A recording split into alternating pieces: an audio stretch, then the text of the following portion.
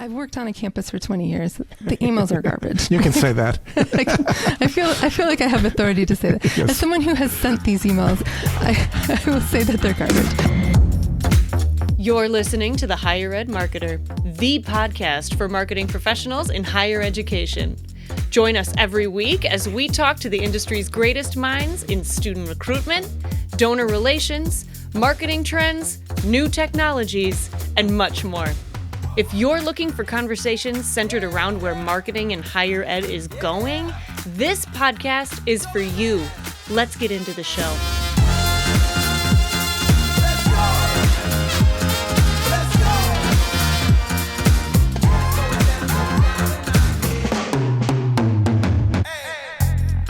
Welcome to the Higher Ed Marketer Podcast. My name is Troy Singer, and here with my friend and co-host Bart Kaler.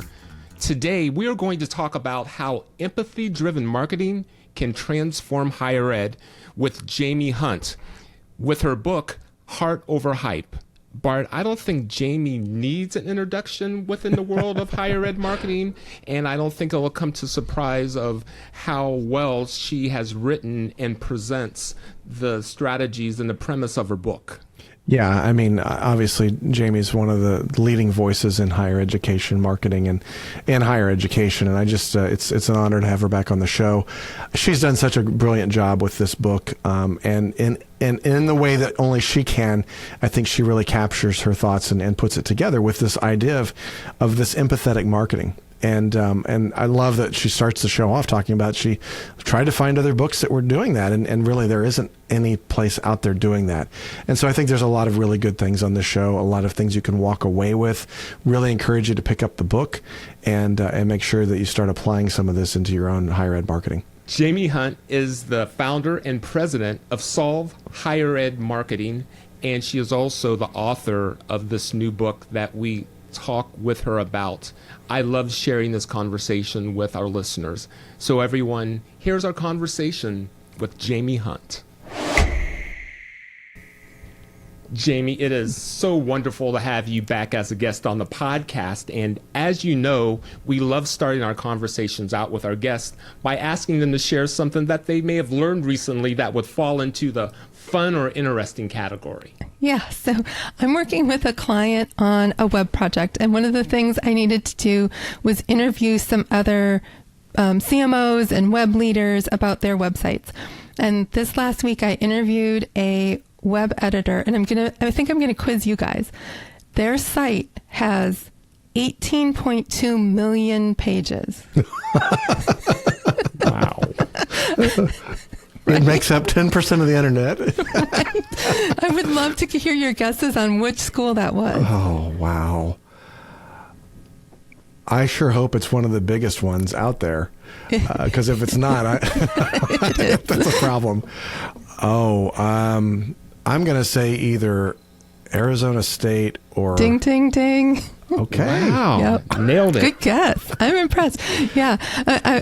My client was like, we have 75,000 pages and that's too many, which I agree. And I was mentioning that to the person at Arizona State, and they were sort of like, that's cute. We have 18.2 million. Wow. I thought she was joking. I thought she was being like hyperbolic. Nope. She said that was correct. That's incredible. Yep. That's really, really incredible. Well, Good for them. I don't want to do that site map. No. Can you imagine? Oh, wow. We are here to both go over, but really more importantly, celebrate your new book, Heart Over Hype, which is centered on empathy-driven marketing. If you would, could you share what moment or experience that led you to realize that this approach was missing in higher ed? Yeah. So with empathy-driven marketing, there's a lot of misperception with that word because a lot of people think that it's just being nice in messaging. But I think of it as being, when you're doing empathy-driven marketing, you're actually thinking about what the end user is feeling and what they need in any given moment. And so when I was thinking about this book, I had all these ideas for how to talk about it. But a friend of mine said, why don't you really explain that more is not better And that just like shotgunning messages out to students is not hitting them where they need to be. Like you talk about that all the time. Why don't you write a book about that? And was talking about like, you always talk about empathy and how does empathy fit into leadership? And so I had this moment, this aha moment of like, yeah, this is a book that I don't think exists yet. I did a lot of Google searches to try to find if there are any books about empathy-driven marketing. There are some about leadership, but not really about marketing. And I couldn't find anything. So I'm like, well, there's a gap in the marketplace right now, and I feel ready to fill that gap with this book. And it was so much work and so much work. But I'm really excited for it to be out now. I am so excited for you, Jamie, and I think that welcome to the club, I guess, would be the first thing. So, yeah, those things are a lot of work, but they're labors of love. I mean, I know you've heard me talk about my book, and I know as we go through this conversation, it's real easy to kind of sense how passionate you can become about something, and I think I'm excited about this conversation. I love the fact that you've kind of landed on this, because I think that so much of our work, and we're going to talk specifically about higher ed marketing, has become transactional. And I think that everything that we do, and we were having a conversation recently with some folks, and the idea that, so much of what we're doing, whether it's websites, whether it's emails, whether it's our comm flows, whatever it is, we end up doing so much of do this, do that, transaction, and we lose that. And even to the point where I think sometimes we're so focused on that we remove any sense of emotion. Yeah. And so talk about that, because I love the idea of figuring out what people need and being ready and willing to serve them in that. Yeah. Oh my gosh. The transactional emails. I've been working with a client. They have an enrollment comm flow that's designed to kind of get students to come to events, right? And they have a comm flow that's designed to get students to like finish their applications.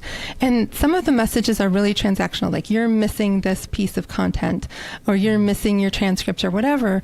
But it's just very matter of fact, and it's not really driving them by hitting them with something that they want or need to accomplish, right?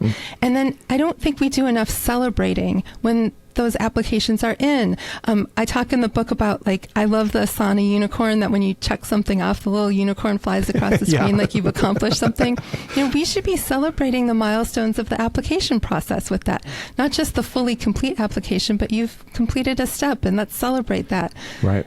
And I also talk about, when we're talking about transactional, typically the enrollment side of marketing is a little bit more warm and inviting, and it's polished, and it has a call to action, and it's, whatever. And then once they get on campus, communications get scattered to all these offices across campus, and it's not written from a marketing lens anymore. And so they're getting these emails from housing that are making assumptions. It sounds like you're going to mess this up. These are the rules that you can't follow, and the tone is, we expect you're not going to follow them. Or financial aid, it's like, I can't even parse what this email means. And I think that there's a call in this book. I have a chapter about marketing needs to step into those communications too, because those need to be messages that have heart, and messages that are empathetic to what a student is experiencing at any moment in the journey. And when we just hand that off to sometimes just like an administrative assistant in an office, he or she's doing their best, right? But they're just trying to get a message out, and they have the curse of knowledge. They know what all this stuff means. So they put it out there, and the students get frustrated and annoyed and think less of their institutions. So I love that that's the first thing you picked up on, is that transactional versus transformational, something that drives the student towards an action because you're hitting them with what they need at the moment they need it. Yeah, and I love the fact that you're talking about we tend to do that at the front end, the warm. It's almost like I would often talk about the idea of we need to woo people, because if you're thinking about it, so many schools get so focused on apply now. It's kind of like asking somebody, that you're dating on the first date to marry you. And it's like, it's pretty premature. But I think that also the other thing happens, and you hear this, continuing with the marriage analogy, is that, after the honeymoon, everything just kind of, goes to stale and goes normal because all the wooing is gone. I think that's the danger that we have, especially in higher ed, is that we get them on campus, we stop the wooing, it becomes transactional, even though still retentions are following. And Yes. there's an opportunity for us to continue that sales cycle. People hate the word sales, but that's what it is. And so we've got to figure out, how do we continue the marketing? How do we continue that through all aspects? Not only, because then we pick it back up after they graduate, because now we want Right. to build those relationships. So I think you've really identified something there very, very well. As we think about that, it's prioritizing students, and a lot of institutions say that they do that, but it doesn't go there. So are there other things that we can do to be more authentic in our engagements, more things that we can be more empathetic in when we do those engagements? Absolutely. There a couple examples. I would say timing is really, really essential. And I'm going to use an example of a non-traditional learner. I think the absolute worst time that you can be trying to woo a non-traditional learner or a graduate student or somebody who's an adult, right, who might have a family and a job, is in late August. Because what is happening in late August? Back to school. You're getting all your pencils. You're getting your backpacks. You're figuring out the class schedule. Maybe it's a new school. You're getting your immunizations. It's chaos. But when is a great time to send a message? A couple weeks after the holiday break, you're feeling like, I'm back in this grind. I just had this wonderful holiday. Everything's like, ugh, I have a whole year in this job maybe I don't love. It's time to make New Year's resolutions. It's time to make my dreams happen. And I see that as having empathy, because empathy is really seeing something from the end user's perspective. And so if you target your messages around the cycle of your life or their life versus your institution, that is applying empathy to the marketing process. So I really think, not just looking at what's in the message or the content of the message, but the timing of the message is really important. And then another example I'll use for when empathy is really, really important is in crisis.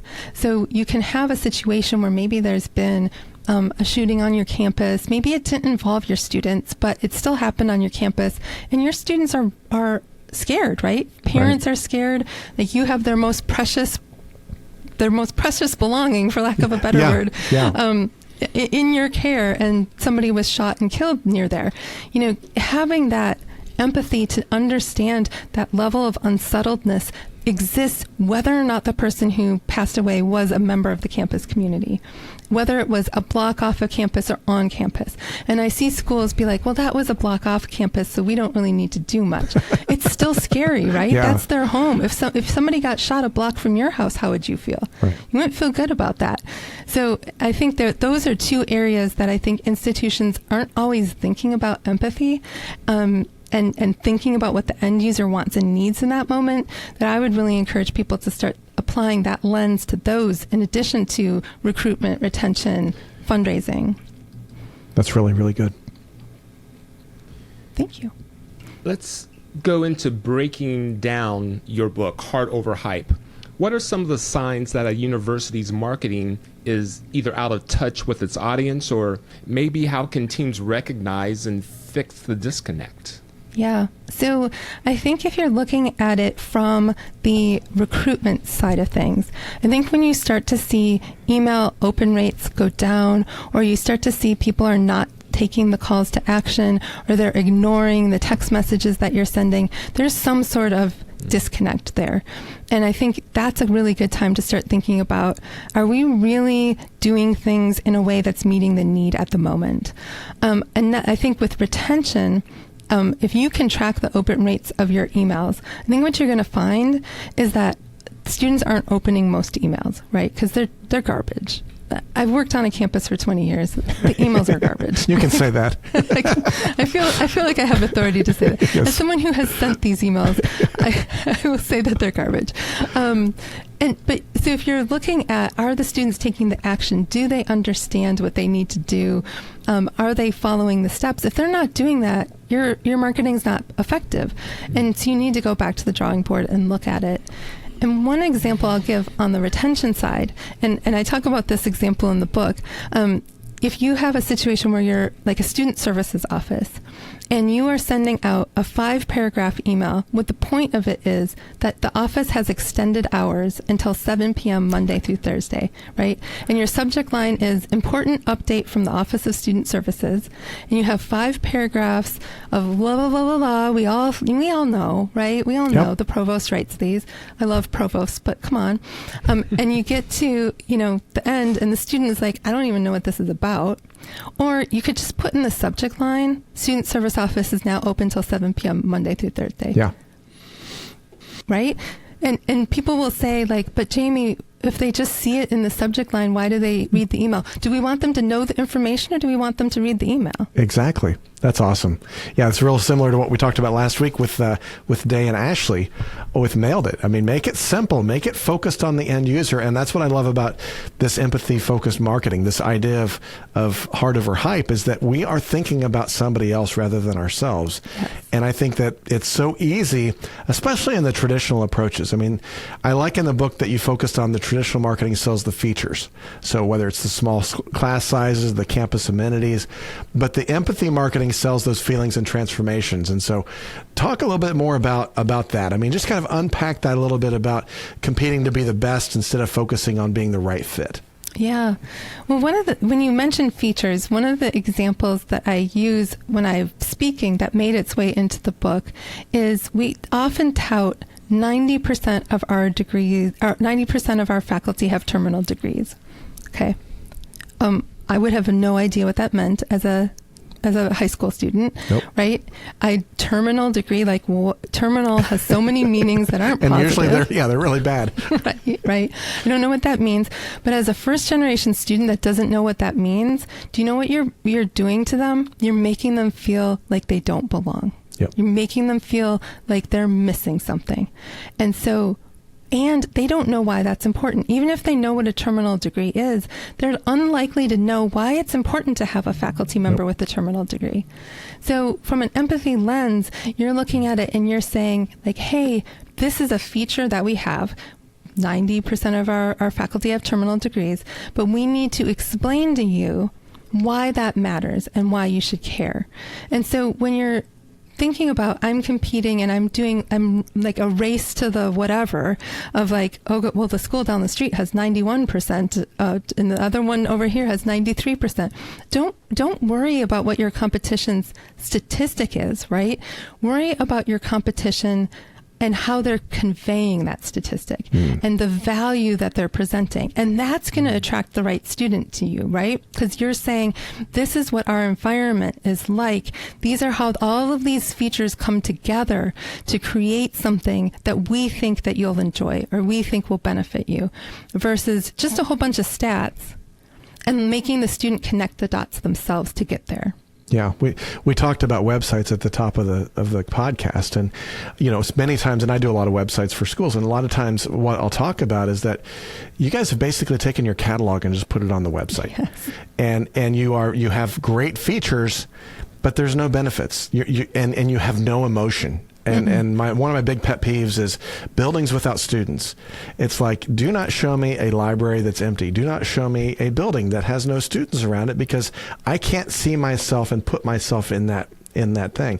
I think those things would kind of fall under your empathy marketing. Is that correct? Yeah. I would agree. I mean, a student has to be able to see themselves. And when you're thinking about, going through the process of making a decision about a college, it's you're asking a teenager, in a lot of cases, to be making a life decision that is going to potentially saddle them with 6 figures of debt and impact the whole course of their life. This is not a facts and figures decision entirely, right? It's an emotional decision as well. They have to be able to see themselves on the campus, see themselves as part of that community. And you're totally right. If the website is just empty buildings, how is that going to help them feel like they're going to belong there? Right. Yeah. Another thing that I've been kind of the new soapbox I've been climbing up on, and I don't know about you, Jamie, but I've seen enough graduation caps, mortarboards being thrown in the air that I want to throw up. And Yes. I'm like, people do not buy education to dream about walking across the stage. Yes, that might be important to them, but they are investing in their education for what happens after they graduate. Yep. And showing outcomes and being able to show that again, I think would be an example of what you're saying with empathy marketing, where we're not showing you what we're going to give you, we're showing you what you're going to be able to earn and get for yourself.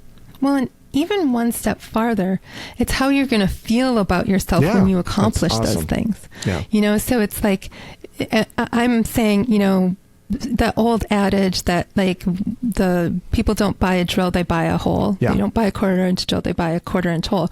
And I would say people don't actually buy the 1/4 inch bowl or a 1/4 inch hole. They buy the feeling of pride they get when the product is done.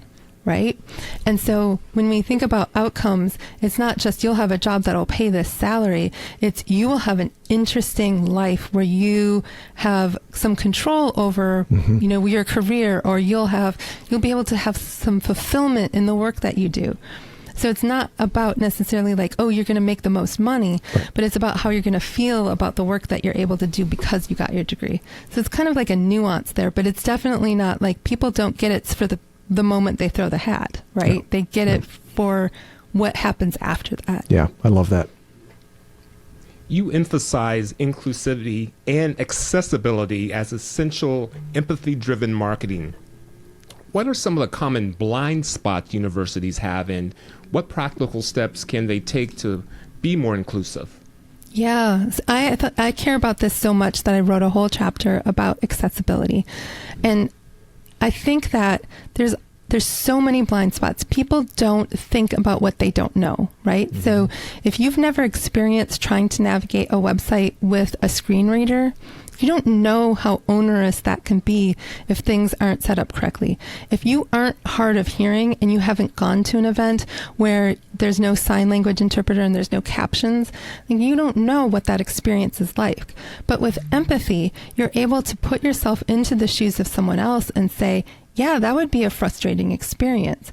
And so I think the blind spot, which feels like a pun in the play on words in the context of this, but I think the blind spot that people have is they're not putting themselves in the shoes of the end user. They're not thinking about, what about the parent who's hard of hearing, or the parent who has a walker, or, fill in the blank. 20% of our students have some sort of disability. Mm-hmm. So we need to be really conscious of that when we're creating materials. I remember going to a session at AMA, I think in 2022 or 3, where they had a panel discussion with students. And one of the students said she would just go see how hard it was to find the Disability Services Office. And if it took her more than 3 clicks, she was done. Like that, the school's not going to serve me. And we have to do better than that. That's with 20% of our students with some sort of disabling challenge for their education. And those are the ones that report. We need to be serving them, but serving them makes it better for everybody, right? So when you're sitting in an airport trying to watch a video, the captions help you, right? When you're looking at content on the website, the contrast between the visuals being good for you, or it's good for a colorblind person, but it also helps you see the content better. So there's not really a downside to making your content more accessible. No, I really like that, and I think that it is one of those things that I love the simplicity of, honestly, just like the golden rule, do unto others what you want to have done to you. That's a simple thing that I think we all kind of have heard that and we know that. But I think sometimes we make it more complicated than it needs to be. Let's just figure out what is some common sense things that would just help people. Let's stop this silliness of political stuff and just do what's right for other people. And I'm not gonna. I've got too many soapboxes that I'm trying to climb on today, so I'm gonna be a host and stop talking. But I know in your book too, Jaime, storytelling is really a major theme that you talk about. So share an example of maybe a higher ed institution that's doing it right, that's getting it right, and what do you think makes that so effective? So I think there's a lot of schools that are doing a lot of cool things, but I just saw an example of what I thought was really powerful storytelling that kind of blew me away, and it's from the institution I was just at, and I didn't have anything to do with this, so this isn't like me patting myself on the back, right? So they just put out a video for accepted students that had as its audience parents, and it had a parent talking about how they felt dropping their kid off for classes, the experience of helping their kid choose a school, sort of the anxieties that they had about leaving their oldest child alone for the first time, and all the phone calls that they got. And they did this really beautiful storytelling around the parents' experience of having a kid go to college. And I was like, oh my gosh, this is gorgeous. I'm going to give Jeff Cunningham so much credit because he shared it, that he wrote the script for it. Citri Pegues did the cinematography for it. Beautiful work.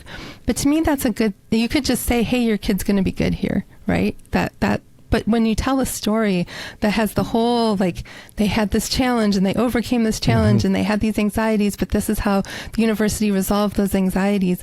It's a story that you remember now instead of just facts and figures. Yeah, you're going to make me cry because I'm sending my fourth to college this fall, and so she and I have been working on all her. We got together this weekend and just kind of said, okay, let's get the housing deposit in, let's start doing that. But yeah, I mean, just hearing you talk about that, the emotions that kind of come up, that's empathy marketing, because even just you telling the story about the storytelling causes emotions in me. And I think that's what we undervalue sometimes. You said it earlier about, facts and figures, but I think at the end of the day, people buy on emotion and then they justify it with all the facts. Yeah. And so I think that's going to be so critical in the way that we do things. So that's great. Absolutely.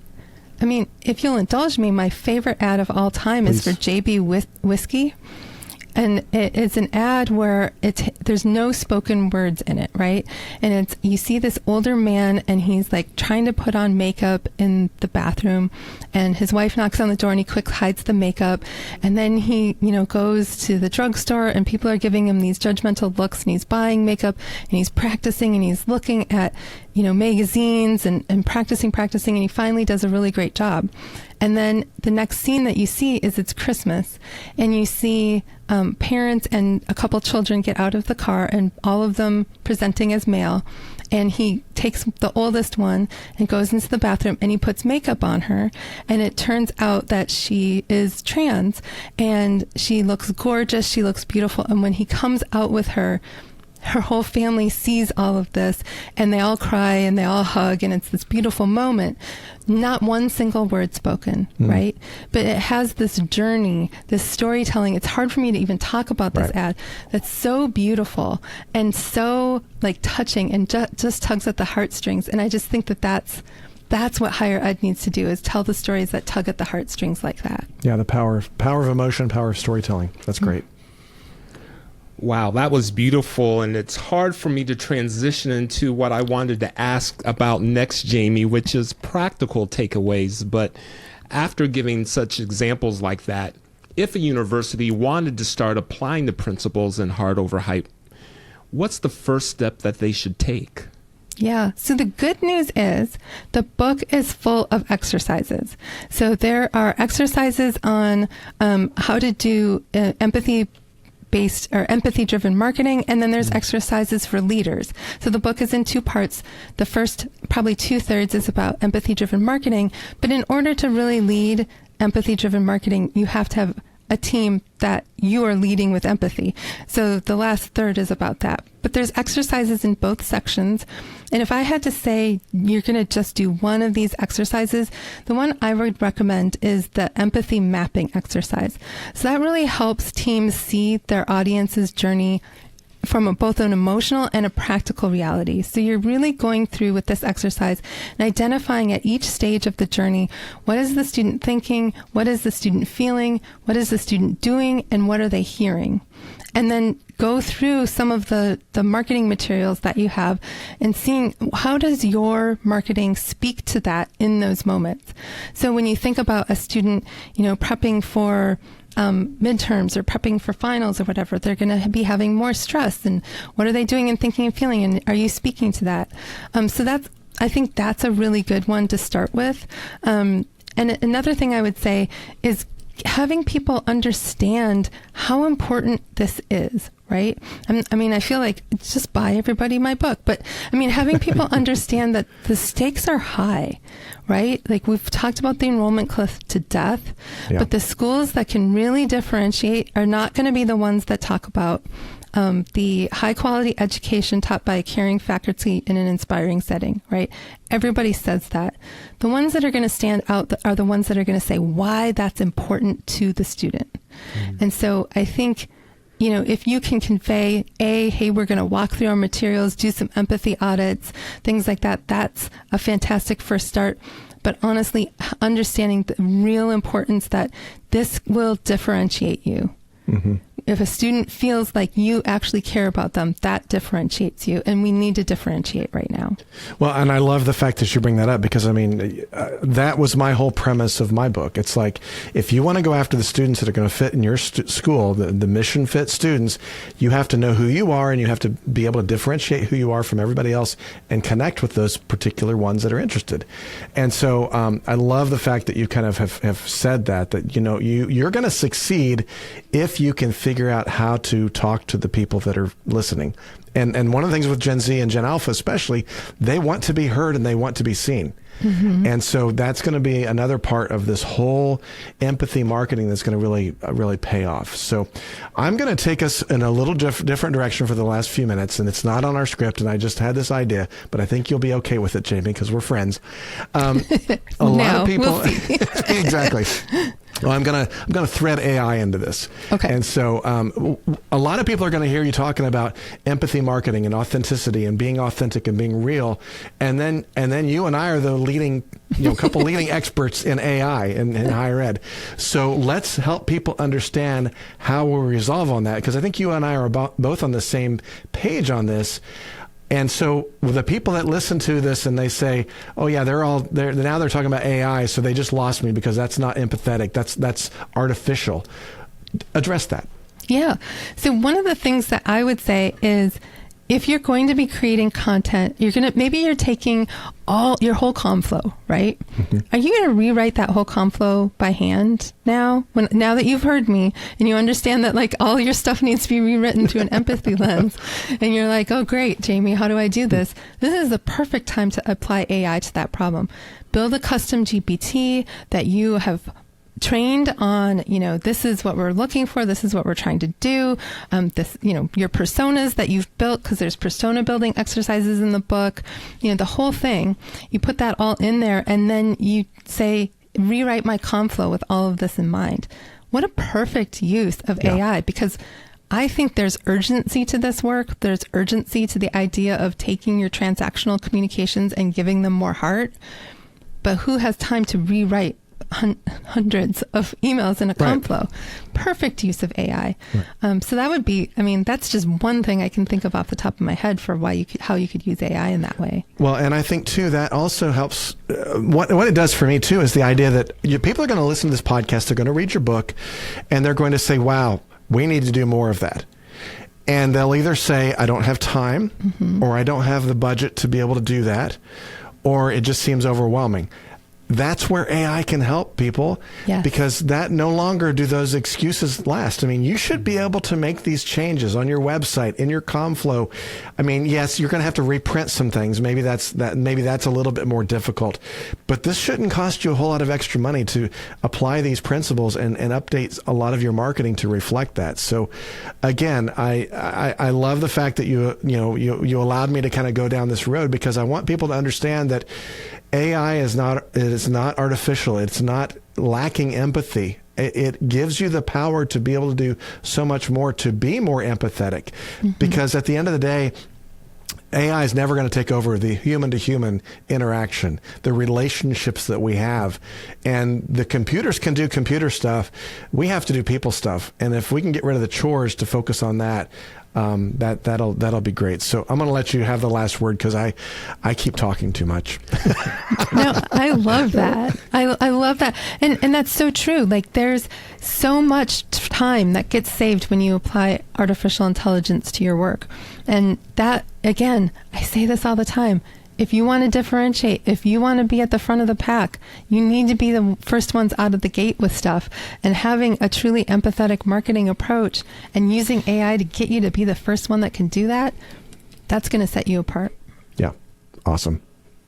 Well, this has been wonderful, Jamie. And I do think we've given the premise and why you wrote the book. And you've also given some practical advice on how to attain some more practical advice by buying and sharing your book. With that said, we're going to ask you for one last piece of advice.